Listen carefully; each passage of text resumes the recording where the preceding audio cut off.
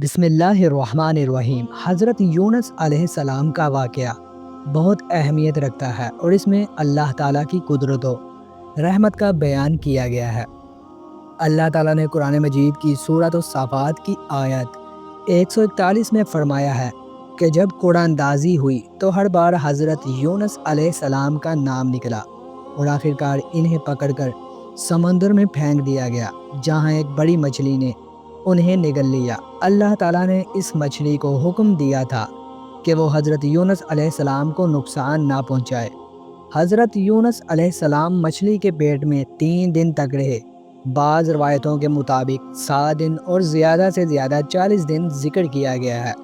اس دوران حضرت یونس علیہ السلام نے اللہ تعالیٰ کی تسبیح بیان کی اور اللہ کی پاکیزگی کا ذکر کیا۔ 143 144 میں اللہ تعالیٰ سورۃ الصافات کی آیت میں فرماتا ہے، اگر یہ تسبیح بیان کرنے والوں میں سے نہ ہوتے تو قیامت کے دن تک مچھلی کے پیٹ میں ہی رہتے۔ حضرت یونس علیہ السلام کی دعا جو انہوں نے مچھلی کے پیٹ میں کی وہ ایک عظیم دعا ہے جو قرآن میں بھی آئی ہے۔ سورۃ الانبیاء کی آیت نمبر 87 میں اللہ تعالیٰ نے فرمایا، وہ اندھیروں کے درمیان پکار اٹھے، اللہ کے سوا کوئی معبود نہیں، تو پاک ہے، بے شک میں ظلم کرنے والوں میں سے ہوں۔ دعا اتنی عظمت والی ہے کہ اگر کوئی مسلمان اسے اپنی حاجت میں پڑھے تو اللہ تعالیٰ اس کی دعا ضرور قبول فرماتا ہے۔ ایک حدیث میں ذکر ہے کہ حضرت یونس علیہ السلام کی دعا ہر ایمان والے کے لیے عام ہے اور اللہ تعالیٰ اس دعا کے ذریعے ان کے مشکلات اور غموں سے نجات دے دیتا ہے۔ اللہ تعالیٰ نے حضرت یونس علیہ السلام کی دعا قبول کی اور انہیں سمندر کی مچھلی سے نجات دلائی۔ سورۃ الصافات کی آیت نمبر 145 میں اللہ تعالیٰ نے فرمایا، پھر ہم نے انہیں نکال دیا اور ایک درخت کا انتخاب کیا جس کے پتوں کی گھنی چھاؤں تھی تاکہ حضرت یونس علیہ السلام کو آرام ملے اور ہوا کی تیزی سے محفوظ رہے۔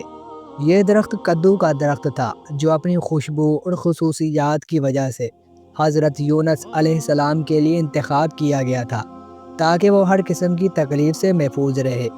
بعد میں اللہ تعالیٰ نے حضرت یونس علیہ السلام کو اپنی قوم کی طرف بھیجا اور اس بار قوم نے ایمان قبول کیا۔ اللہ تعالیٰ نے سورۃ الصافات کی آیت نمبر 148 میں فرمایا، اور ہم نے اسے 1,00,000 یا اس سے زیادہ لوگوں کی طرف بھیجا اور وہ ایمان لے آئے اور ہم نے انہیں ایک مدت تک آرام دیا۔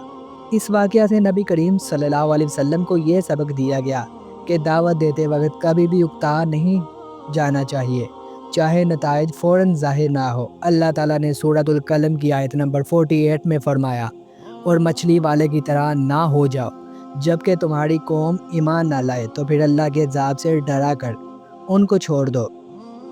یہ واقعہ حضرت یونس علیہ السلام کی عظمت اور اللہ کی بے شمار رحمت کا عکاس ہے اور مسلمانوں کو ہر حال میں اللہ کی تسبیح اور دعا میں مشغول رہنے کی ترغیب دیتا ہے۔ حضرت یونس علیہ السلام کا واقعہ ہمیں سکھاتا ہے کہ اللہ کے راستے میں صبر و استقامت ضروری ہے اور دعا کے ذریعے اللہ کی مدد حاصل کی جا سکتی ہے۔ ان کا واقعہ ہمیں یاد دلاتا ہے کہ اللہ تعالیٰ اپنے بندوں کی دعا ضرور سنتا ہے اور جب وہ سچے دل سے اللہ کی طرف رجوع کرتے ہیں تو اللہ کی مدد آتی ہے۔ ویڈیو کے اس حصے میں حضرت یونس علیہ السلام کی دعا اور اللہ کی رحمت کے بارے میں مزید تفصیل دی گئی ہے۔ امید ہے آپ کو یہ ویڈیو پسند آئی ہوگی، تو ہماری ویڈیو کو لائک، شیئر اور ہمارے چینل کو سبسکرائب کیجیے۔ صدقہ جاریہ۔